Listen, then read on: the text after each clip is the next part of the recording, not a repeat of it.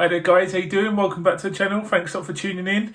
Full time in Tottenham's game in the Premier League today. It ended Southampton 2, Tottenham 5. If ever there's a scoreline that doesn't tell the full story of a game, this one was probably it. It's one of the most unpredictable, confusing, it was just a mad game, to be honest. I thought first half Spurs were absolutely atrocious. I thought the team setup was all right with the 4-3-3, and I think that's how Jose Mourinho will probably play, with the personnel that he now has with Bale and Reguilon. Obviously joining the club, I think he'll move to that formation a bit more often this season. Obviously it was interesting seeing Ndombele playing. I thought he had a really good first half, despite a lot of the team having a shocking 45 minutes, to be honest. I mean, went into half-time fuming given how bad we are. If it wasn't for Lloris's wonder save from Che Adams, it could have been 3 or 4-0 to Southampton. Well, 3 or 4-1 given Son's goal. But we were just so bad. I mean, the same mistakes over and over again kept, repeating themselves. I think our back four are not the best defensively organised, put it that way. Obviously, Matt Doherty had a terrible time against Gineppo at right back. I thought that, the two up front of Che Adams and Danny Ings were causing us all sorts of problems. I think Eric Dyer just isn't a defensive midfielder. He isn't a central defender. I think he's more of a defensive midfielder. But there just seemed no pattern to the game. There was no way of getting the ball into Kane and Sonny up front. And then all of a sudden, heading into half-time, Son pulls out a bit of magic from his right foot. It looked like he was going away from goal, and he scored the goal really, really well. We went in.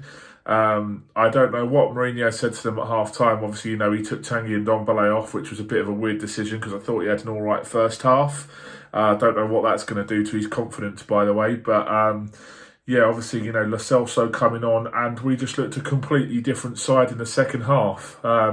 Obviously, kind of run riot towards the end. I think we were 5-1 up before the penalty late on for Southampton. But, Southampton didn't help themselves with that high line that they were playing.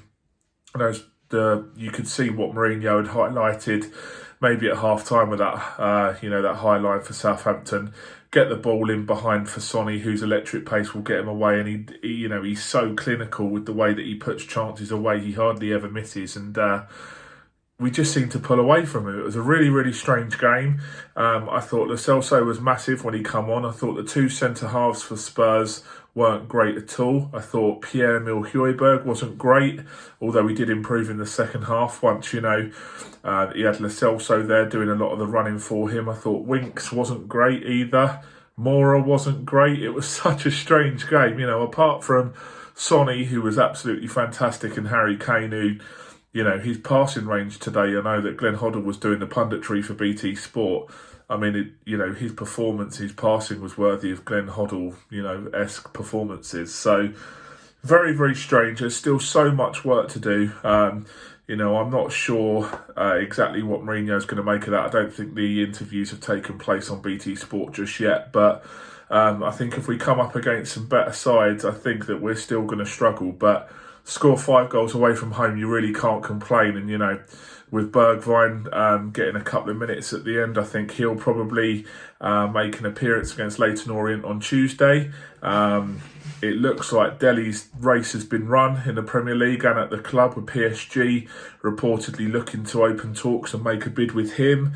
Very, very strange what's going on off the field, obviously with Dele and with Ndombele, see what happens with him coming off now. But, let me know what your reaction to today's performance and result is. Obviously 3 points away from home, just a few days after the Bulgaria game. Can't complain. I'm delighted with the result, just not the performance. I'm very, very worried about that first half. So, Leyton Orient Tuesday, and then I think we've got a team from Macedonia on Thursday, and then I think we've got Newcastle on Sunday. So the games keep coming. He's going to have to rotate that squad.